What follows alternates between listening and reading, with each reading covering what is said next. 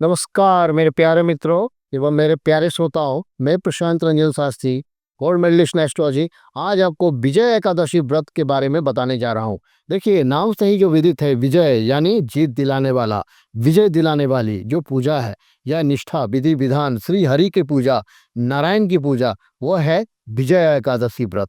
तो इस बार विजय एकादशी व्रत तिथि 13 फरवरी 2026 को पड़ रही है और ये दिन शुक्रवार से लेकर के आपका जो है 14 फरवरी 2026 तक रहेगी। विजय एकादशी शुक्रवार 13 फरवरी 2026 से 14 फरवरी 2026 तक क्या समय मनाया जाएगा। का जो एकादशी तिथि का प्रारंभ समय है, वो प्रारंभ समय इस बार 12 फरवरी 2026 दोपहर 12:23 से लेकर के, और एकादशी तिथि जो उसकी समापन होगी वो 13 फरवरी 2026 दोपहर 2:26 तक होगी। विजय एकादशी फाल्गुन माह के कृष्ण पक्ष की एकादशी को विजय एकादशी के नाम से जाना जाता है।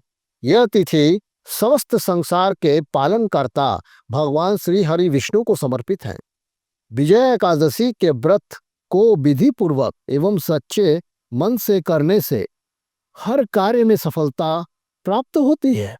यह एकादशी विजय प्रदान करने वाली एकादशी होती है, अर्थात विजया एकादशी करने से मनुष्य को विजय की प्राप्ति होती है। इस पावन अवसर पर शादी के उपयोग करने के समय जन्म कुंडली का मिलान करने के लिए शुभ अति शुभ समय माना जाता है।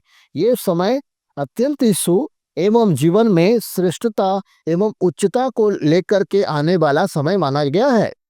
अच्छा, अब विजय एकादशी का महत्व को के बारे में मैं कुछ विशेष बातें आपको बताने जा रहा हूँ।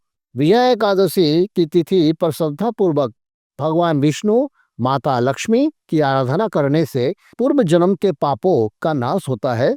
हिंदू शास्त्रों एवं हमारे धर्म ग्रंथों के अनुसार विजय एकादशी को अत्यंत पुण्यदायी माना गया है। मान्यताओं के अनुसार एकादशी के दिन व्रत कथा जरूर सुननी चाहिए।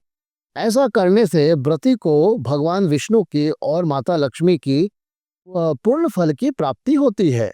तो आइए मित्रों एवं मेरे प्रिय श्रोताओं, मैं आप विजय एकादशी की व्रत कथा को आपके समक्ष प्रस्तुत करता हूं।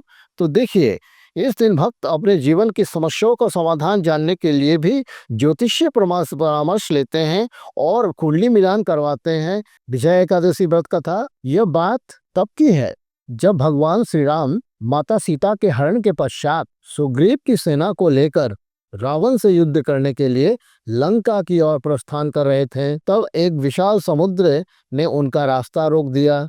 समुद्र को पार करना एक चुनौती बन रही थी, क्योंकि भगवान श्री राम मानव रूप में थे, इसलिए वह इस समस्या का समाधान मानव के रूप में ही ढूंढना चाहते थे। तब भगवान श्री राम ने लक्ष्मण जी से पूछा कि इस समुद्र को हम किस प्रकार पार करें। श्री लक्ष्मण जी ने कहा, हे भ्राता, आप तो आदि पुरुष हैं, आप सब कुछ जानते हैं। बस स्थान से आधा योजन दूर कुमारी द्वीप में बगदालभ्य नामक एक मुनि रहते हैं।